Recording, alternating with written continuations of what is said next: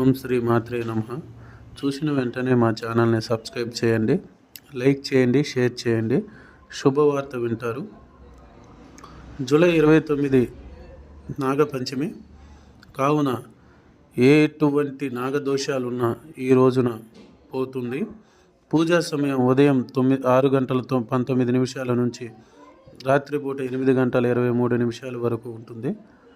ఈ సమయంలో ఎలాంటి నాగదోషాలైనా, సర్పదోషాలైన, అక్షింతల దోషమైన, ముఖ్యంగా పెళ్లి కాని వారికి పెళ్లి కావాలన్నా, పెళ్లి కాకోకుండా ఉన్న దోష ప్రభావాలు పోవాలన్నా ఈ నాగపంచమి రోజు పూజలు పెట్టినట్లయితే వీరికి శాశ్వతంగా ఈ సమస్య నుంచి నిర్మూలన అవుతుంది, నివారణ జరుగుతుంది.